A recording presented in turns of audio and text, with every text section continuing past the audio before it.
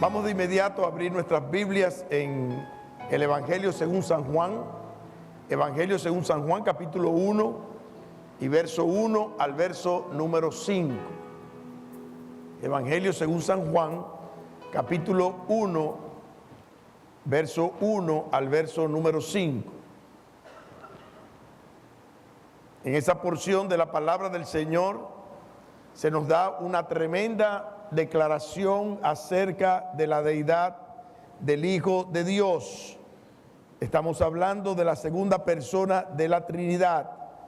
Y en esta porción de la Escritura vamos a conocer algunos aspectos importantes acerca de lo que la palabra de Dios nos dice sobre el Verbo de Dios. En el principio era el Verbo, y el Verbo era con Dios, y el Verbo era Dios.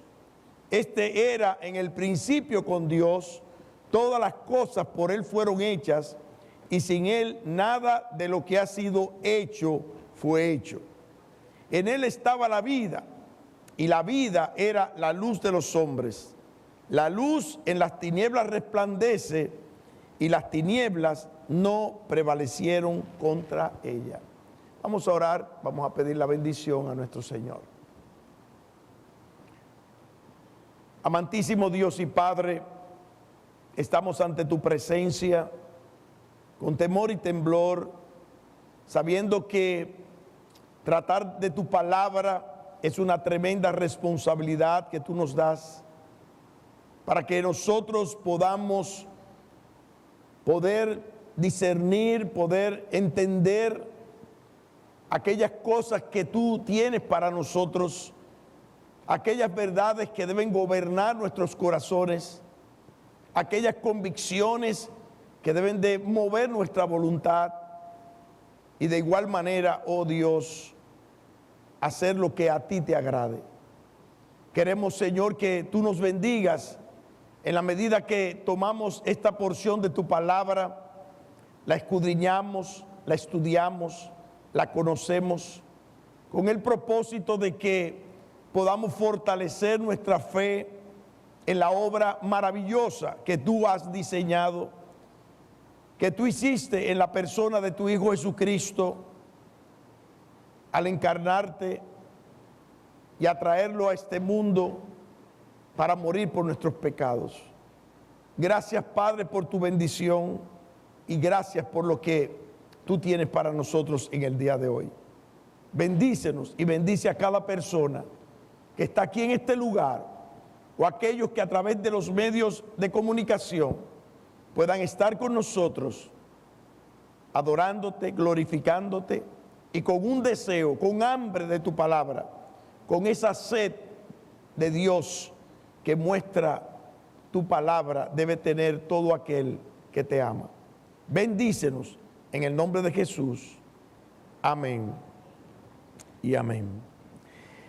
El propósito de este capítulo 1 del Evangelio según San Juan es ciertamente robustecer la fe de todo aquel que está en Cristo Jesús. Él es el eterno Hijo de Dios y el verdadero Mesías. Además de que, de acuerdo a la palabra, es el único Salvador del mundo. En esta porción del Evangelio, el apóstol Juan da por sentado la persistencia del Hijo de Dios, o sea, su existencia eterna en un solo Dios, con el Padre y con el Espíritu Santo. Nosotros creemos y estamos convencidos de que Dios existe en tres personas, Padre, Hijo y Espíritu Santo, y estas tres personas han actuado en armonía desde el tiempo de su existencia, por los siglos de los siglos, antes de la fundación del mundo, en la fundación del mundo, y así será hasta la eternidad, porque Dios existe por sí mismo. Asimismo, se plantea en esta porción de la palabra la forma en que el Hijo de Dios, ese Verbo de Dios, ese Logos de Dios, se encarnó y vino a hacer la obra que tenía que hacer alguien que no había cometido pecado para poder dar salvación a todo aquel que habría de creer. Como vamos a aprender en este evangelio y vamos a ver a través de lo que nos dice este primer capítulo, es una realidad que el evangelista Juan es el evangelista que quiere presentar a nuestro Señor Jesucristo como el Dios encarnado, como el Mesías, como el Hijo de Dios que da salvación y vida eterna a todo aquel que cree. Si usted se va al Evangelio de Juan mismo, capítulo 20 y verso 31, encontrará allí el propósito de este evangelio. Y dice allí la palabra: hizo además Jesús muchas señales en presencia de sus discípulos, las cuales no están escritas en este libro, pero estas se han escrito para que creáis que Jesús es el Cristo, el Hijo de Dios, y para que creyendo tengáis vida en su nombre. Todo aquel que está en esta tierra está en pecado. Nosotros sabemos que nuestra naturaleza pecaminosa nos lleva al pecado y nos lleva a la muerte espiritual, a la separación de Dios. Y la Biblia es muy clara al hacernos ver que el hombre necesita un Salvador, alguien que pudiese sin pecado pagar por sus pecados para poder cumplir con la justicia de Dios. ¿Por qué? Porque Dios ha establecido, como todos sabemos, que la paga del pecado es la muerte. Analizando esta sección de la palabra de Dios, nosotros veremos verdades acerca de la encarnación de la palabra de Dios, del Logos de Dios, del Hijo de Dios y su obra a favor del hombre pecador. Si una persona reconoce que está en pecado y reconoce su condición de pecado, la única manera que puede recibir esa gracia salvífica de parte de Dios por medio del nuevo nacimiento es en la persona de nuestro Señor Jesucristo. Lo primero que vemos aquí es lo que es la encarnación propia de el Verbo de Dios. ¿Quién es el Señor Jesucristo? De acuerdo a lo que dice la palabra, y lo podemos volver a leer en el capítulo 1 y verso 1, cuando dice: en el principio era el Verbo, y el Verbo era con Dios, y el Verbo era Dios. En el versículo número 14, y vamos a hacer esa referencia importante en este momento, cuando dice: y aquel verbo fue hecho carne y habitó entre nosotros, y vimos su gloria, gloria como del unigénito del Padre, lleno de gracia y de verdad. ¿Qué nos está diciendo la palabra de Dios? La palabra de Dios nos está diciendo que el Verbo es la palabra viva del Dios de los cielos, el cual en un momento determinado, habiendo existido siempre con Dios, toma carne, viene a este mundo para pagar por nuestros pecados sin haber cometido pecado. La palabra de Dios siempre ha existido. Es del Verbo de quien se habla aquí en este primer versículo del Evangelio de Juan. El término que se utiliza para definir al Verbo de Dios es la palabra griega logos. Y este epíteto se halla exclusivamente en los escritos del apóstol Juan, quien hace evidente a lo que es el propósito de presentar a Jesús, el Hijo de Dios, como la encarnación del Verbo de Dios. La palabra verbo significa palabra. Para los judíos, la palabra de Dios era una misma cosa que decir Dios. Porque ella salía de la boca de Dios, salía del interior de Dios, salía del pensamiento de Dios y como tal debía ser obedecida de inmediato. La palabra de Dios era algo que no podía cuestionarse en ninguna manera por uno de aquellos que dijese que era parte de ese pueblo de Dios. Todos nosotros sabemos que las palabras son las que revelan lo que nosotros somos. La Biblia dice muy claramente, y el Señor Jesucristo así lo declaró, de la abundancia del corazón habla la boca. Esto nos indica de igual manera que lo que nosotros hablamos, que lo que nosotros pronunciamos y sacamos de nosotros mismos es lo que nosotros concebimos mentalmente en nuestro interior. El logos es lo que Dios piensa. Cuando decimos que estamos pensando en algo, a esto lo llamamos concepto, por ser el producto primero o inmediato de lo que nosotros concebimos mentalmente. En este sentido, la segunda persona de la deidad que ha sido llamada en este pasaje de la Escritura y a través de todo lo que desarrolla el apóstol Juan en este evangelio, se le llama el Verbo de Dios, porque es el que existe como parte esencial de la persona de Dios, que dará a conocer lo que Dios desea que nosotros conozcamos, porque Él es el unigénito del Padre.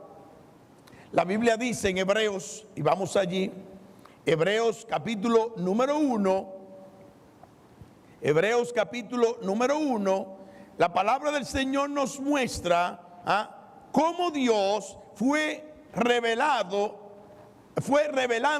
al hombre de diferentes formas. Dice Dios, capítulo 1, verso 1, Dios, habiendo hablado muchas veces y de muchas maneras en otro tiempo a los padres por los profetas, ¿qué dice ahí? En estos postreros días nos ha hablado por el Hijo, a quien constituyó, dice allí, heredero de todo y por quien asimismo hizo el universo, el cual, siendo el resplandor de su gloria y la imagen misma de su sustancia, y quien sustenta todas las cosas, ¿por medio de qué? La palabra de su poder. La palabra de su poder. Si nosotros vamos a Génesis capítulo número 1, Génesis capítulo número 1, vemos allí cuando la palabra del Señor nos muestra la presencia del Logos de Dios, de la palabra de Dios, antes de la fundación del mundo. En el principio creó Dios los cielos y la tierra estaba desordenada y vacía, y las tinieblas estaban sobre la faz del abismo, y el Espíritu se movía sobre la faz de las aguas. ¿Y qué dice el verso 3? Y dijo Dios, y salió palabra de Dios. Cuando se habla de la creación y específicamente de la creación del hombre, la palabra del Señor nos muestra allí cómo Dios utiliza un pronombre plural para explicar allí, para dar a conocer allí la presencia del Padre, la presencia del Hijo y la presencia del Espíritu de Dios. Entonces dijo Dios, verso 26, Génesis 1, hagamos. ¿Y con quién estaba Dios allí? ¿Quién estaba para ayudar a Dios o en la presencia de Dios o al lado de Dios? Sino solamente el Padre, el Hijo, el Logos de Dios y el Espíritu de Dios que se movía sobre la faz del abismo. Entonces dijo Dios, hagamos al hombre, oiga, a nuestra imagen, conforme a nuestra semejanza.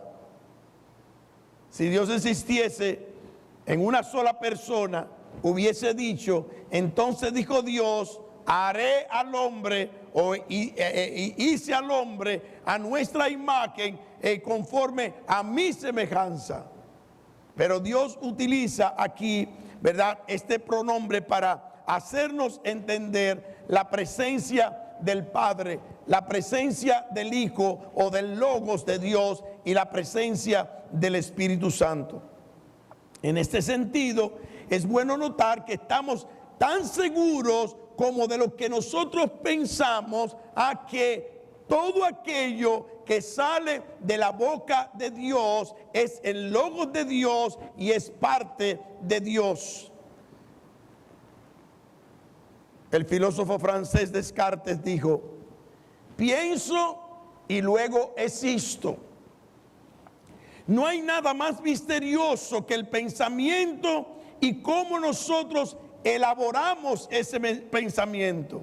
Imaginamos cuán insondables es el logos vivo de Dios, es el logos sustancial de Dios y cómo es su pensamiento, el cual es manifestado por medio de su palabra.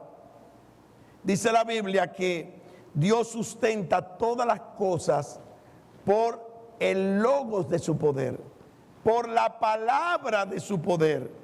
Si nosotros ahora mismo estamos en este mundo, estamos en este globo terráqueo y se están cumpliendo todas las leyes de la naturaleza como se cumplen, es porque Dios sustenta todas las cosas con la palabra de su poder. Porque un día Dios dijo que las cosas serían de esta manera y mire, no hay forma de que lo cambien.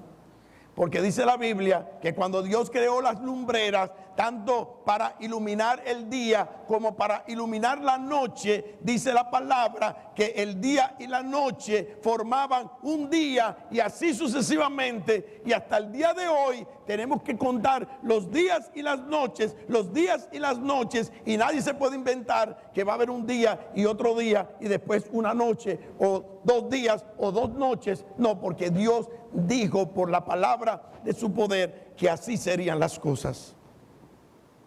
El logos es la palabra que Dios expresa. La palabra que se expresa al exterior viene a ser el medio por el cual Dios se comunica con el hombre de acuerdo a lo que establece su palabra. Y es allí cuando la Escritura nos dice que el Hijo de Dios es el cual ha dado a conocer a la persona del Padre. Nuestro Señor Jesucristo nos ha expresado lo que hay en la mente de Dios. Vamos a Juan capítulo número 1. Volviendo otra vez a Juan capítulo 1, encontramos allí cuando la palabra de Dios nos muestra de una manera clara, y vamos al versículo número 14.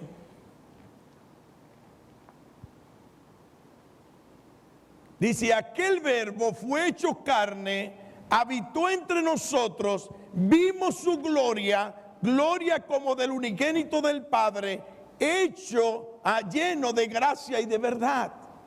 Después dice en el verso número 18, oiga bien, a Dios nadie le vio jamás. El unigénito Hijo, el Logos de Dios, que está en el seno del Padre, ¿qué dice ahí? Él le ha dado a conocer. ¿Cuál es el único medio que yo tengo para darme a conocer?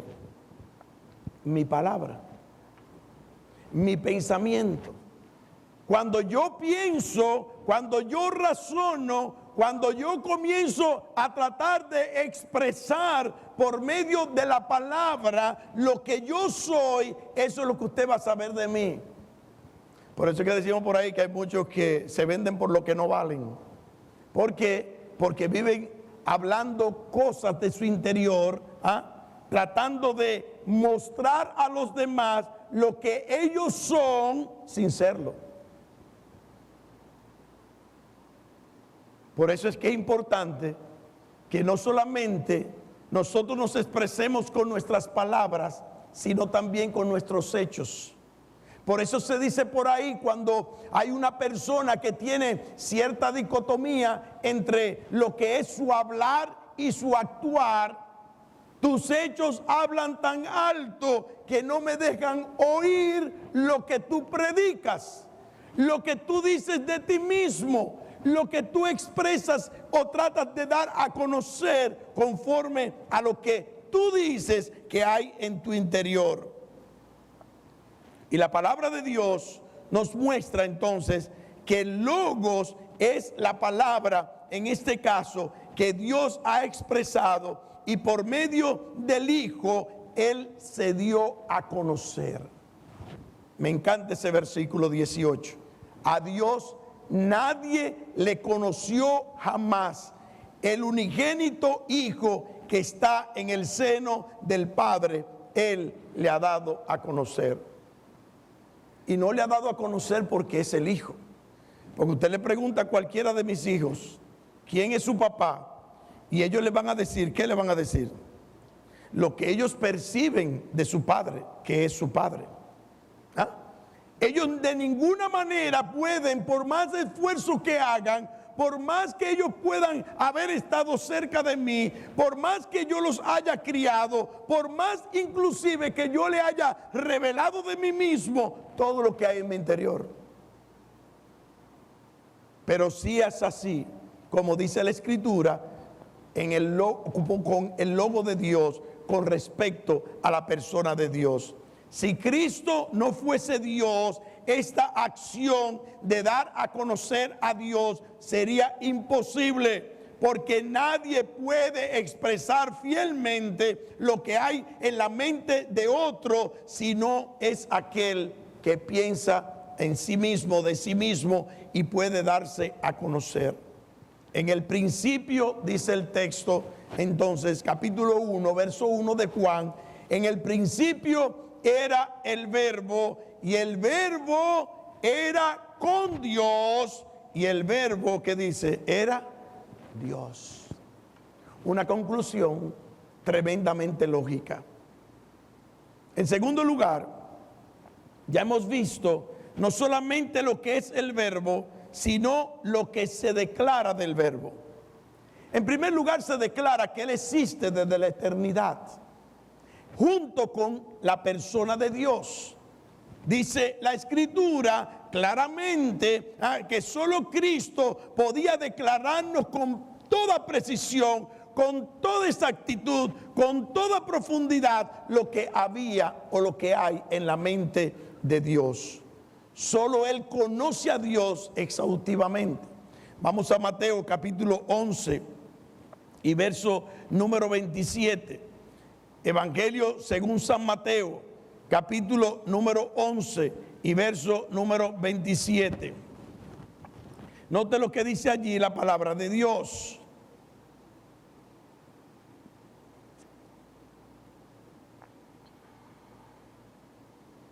Qué interesante cuando el Señor mismo declara esta verdad.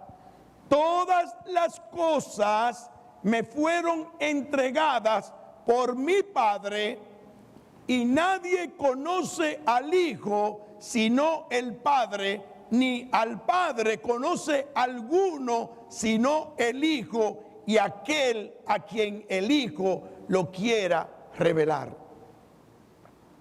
Y vemos ahí de una manera clara y expresa cómo el mismo Señor Jesucristo da a entender que solo Él puede conocer exhaustivamente al Padre, porque Él y el Padre uno son. En todo lo que hacía y todo lo que decía el Señor Jesucristo era Dios manifestándose en carne. Primera Timoteo capítulo número 3 y verso 16. Primera Timoteo capítulo número 3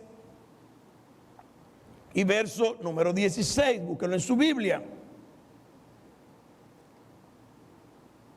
Mire lo que dice aquí la palabra de Dios. Qué interesante cuando se describe ese gran misterio llamado el misterio de la piedad. Indiscutiblemente grande es el misterio de la piedad. Dios fue manifestado en carne, justificado en el Espíritu, visto de los ángeles, predicado a los gentiles, creído en el mundo, recibido arriba en gloria. Como vemos aquí, un misterio es algo oculto, pero cuando se revela ya no es un misterio o deja de ser un misterio. Ese misterio había sido guardado hasta el tiempo en el cual Dios lo revela a sus santos profetas, a los santos escritores que de acuerdo a la palabra del Señor nos han dado a conocer esas grandes verdades que encontramos en la palabra del Señor. Jesús de igual forma manifiesta en Juan capítulo 14 y verso número 9, el Padre y yo, ¿qué dice ahí? Uno somos. Quien me ha visto a mí, ha visto al Padre, dice la palabra. Quien me ha visto a mí, ha visto al Padre. Si tú quieres conocer algo del Padre, tú tienes que conocer a la persona del Hijo. Por eso es que dice la Escritura que aun cuando nosotros iremos a la patria celestial, veremos a Dios en la faz de Jesucristo.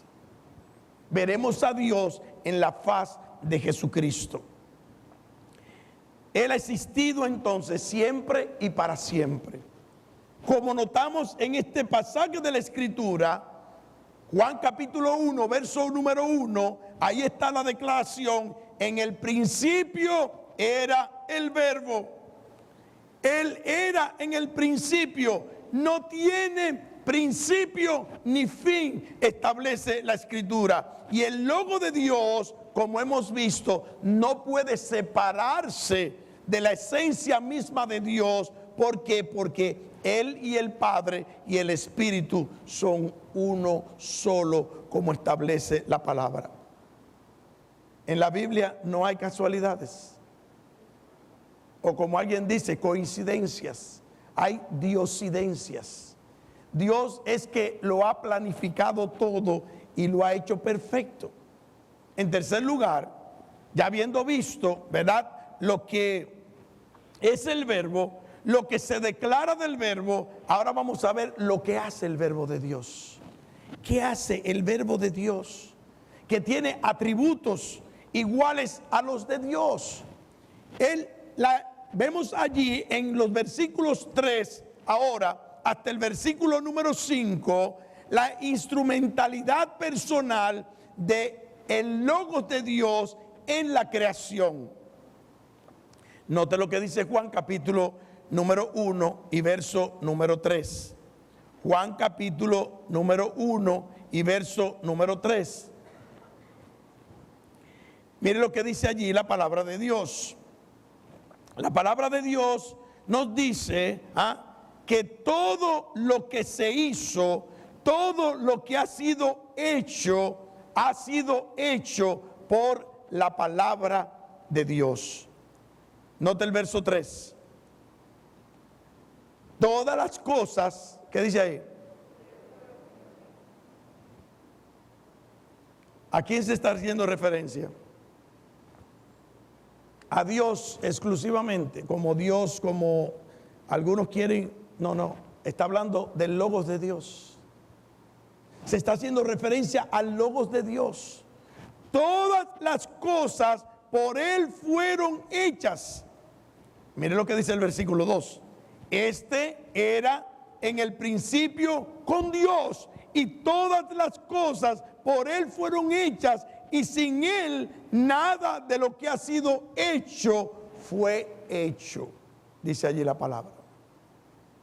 Por eso es que usted tiene que estar conforme como usted es. El hombre tiene una inconformidad tremenda por causa de nuestro pecado, siempre estamos inconformes. No queremos ser como somos.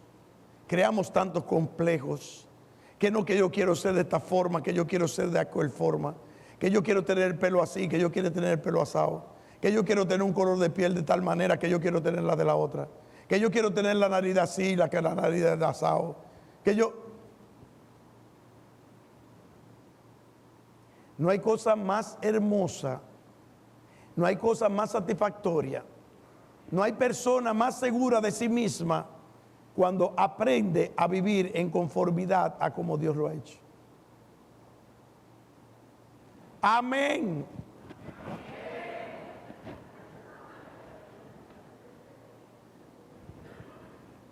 Usted ve lo que dice la Biblia.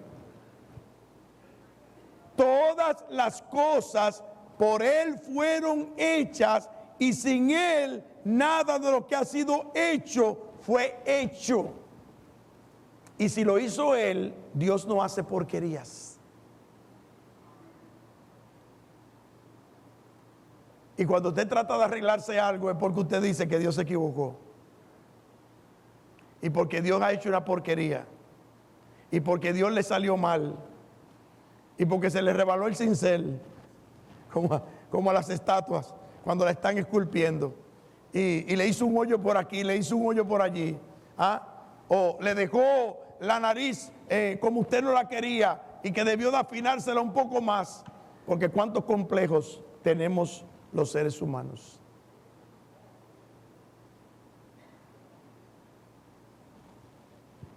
Todas las cosas por Él fueron hechas y sin Él nada de lo que ha sido hecho, dice aquí, fue hecho.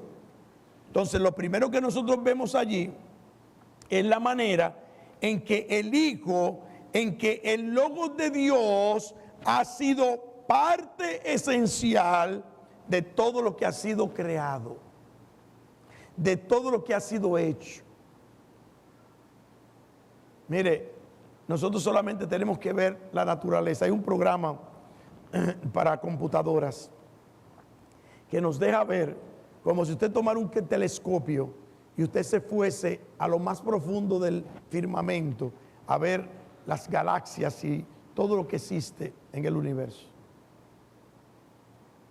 Y usted solamente tiene que observar aquello para usted darle la gloria a Dios.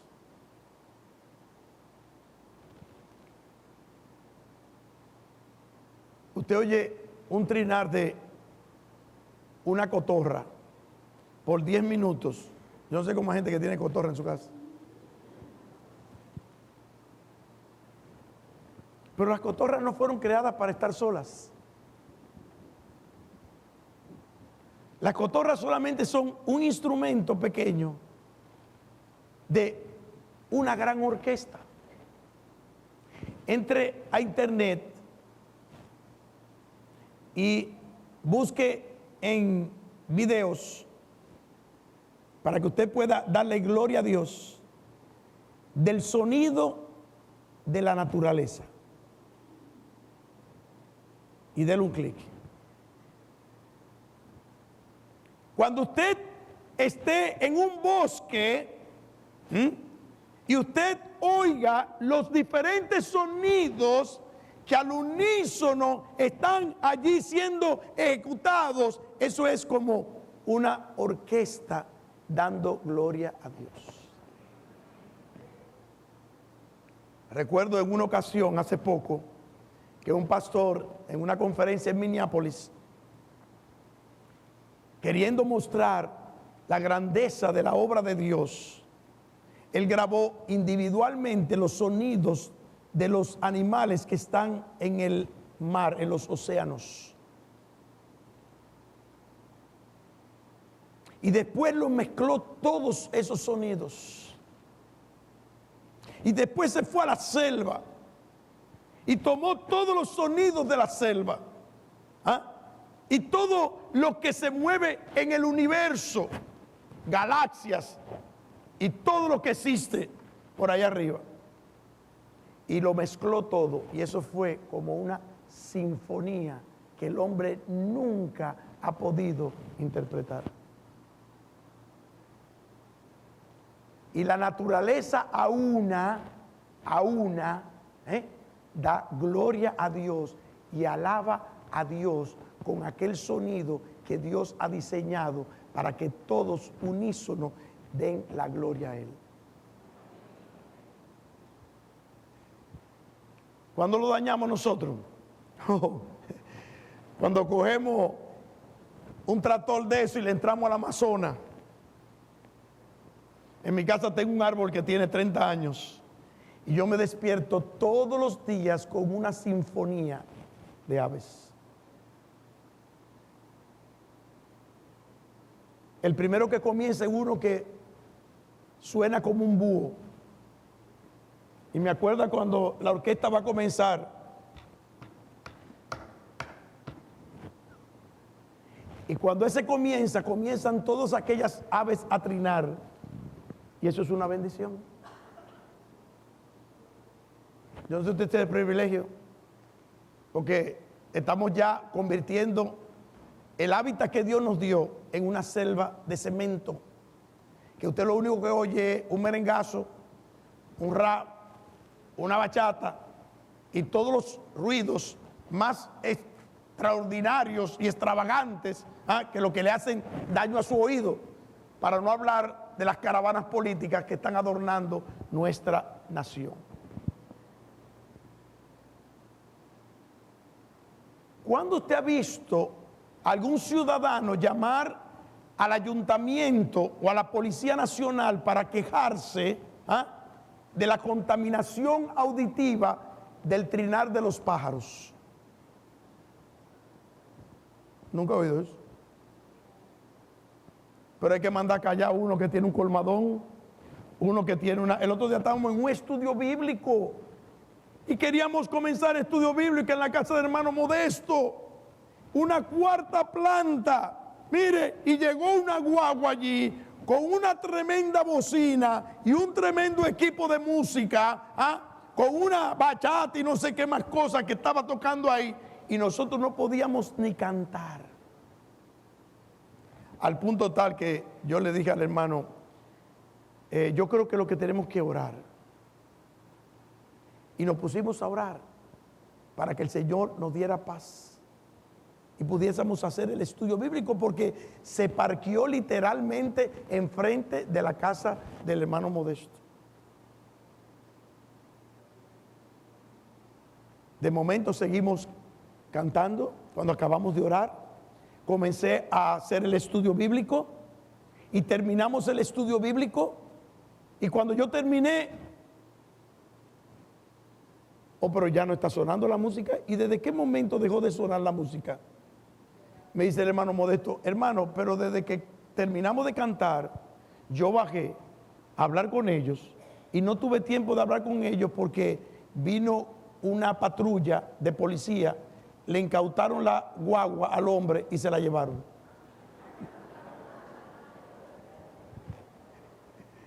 Y yo ni me di cuenta cuando el Señor hizo el milagro.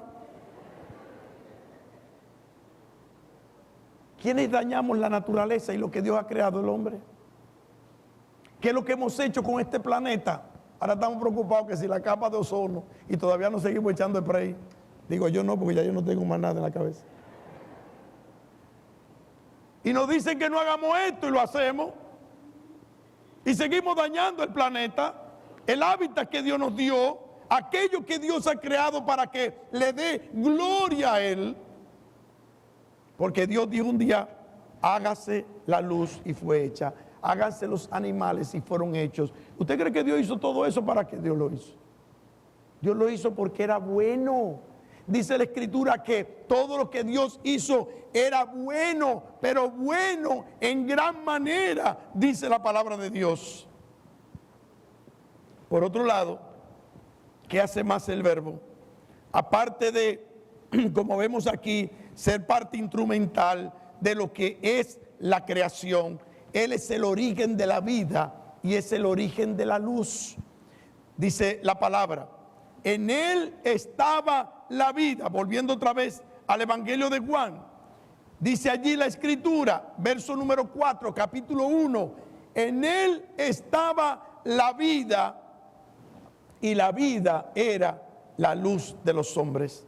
La luz en las tinieblas resplandece y las tinieblas no prevalecieron contra ellas. ¿Qué nos quiere decir el apóstol Juan con esto? Esto es una prueba más de que el Logos es Dios. ¿Por qué? Porque Dios es el único que tiene vida en sí mismo. Vaya Juan capítulo 5, verso 26. Evangelio de Juan, capítulo número 5 y verso número 26. Y note allí lo que dice el mismo Señor Jesucristo. Dice la palabra del Señor: porque como el Padre tiene vida en sí mismo, así también ha dado al Hijo el tener vida en sí mismo. Y también le dio autoridad de hacer juicio por cuanto es el Hijo del Hombre. En el capítulo 5, ahí mismo, en el verso número 24, que dice la palabra: de cierto os digo, que el que oye mi palabra, el Logos de Dios, a Cristo encarnado, y cree al que me envió. ¿Qué dice ahí? ¿En qué tiempo verbal está eso? Presente. Cuando cree en el Hijo, cuando cree que el Logos es el Dios encarnado, tiene vida eterna, dice la palabra. Seguimos. ¿Y qué más dice? Y no vendrá a condenación. En el futuro, ahí está el verbo ahí, en el futuro no vendrá condenación. ¿Qué más dice? Mas ha pasado, ¿de qué? De muerte a vida. ¿Qué dijimos al principio? La paga del pecado es la muerte. Todos estamos muertos espiritualmente. No podemos tener comunión con Dios, porque Dios es un Dios santo y nosotros somos pecadores. Para poder tener comunión con Dios, tenemos que santificarnos por medio de nuestro Señor Jesucristo. ¿Usted sabe lo que dice Proverbios 20:27? Lámpara de Jehová es el espíritu del hombre. El Señor dijo: yo soy la luz del mundo. El que me sigue no andará en tinieblas, sino que verá la luz de la vida. Y ahí hay un contraste: luz y tinieblas. La luz es sinónimo de santidad, es sinónimo de estar con Dios. Las tinieblas es sinónimo de pecado, es sinónimo de el infierno eterno y de lo que es malo. A nadie le gusta estar en la oscuridad. Usted no ve la algarabía cuando se va la luz, 10 horas sin luz, y llega la luz. ¿Ves una fiesta en el barrio? Todo el mundo le encanta estar en luz. ¿A quiénes son los que le gustan estar en tinieblas? O vaya por la George Washington, allá llegando a la carretera Sánchez, allá al elevado del que va para Jaina. De noche. Eso solamente se ilumina en la forma en que lo iluminan de noche, para atraer ¿a quiénes? A los pecadores. Mire, Juan capítulo 3, verso número 36. Ahí mismo, el apóstol Juan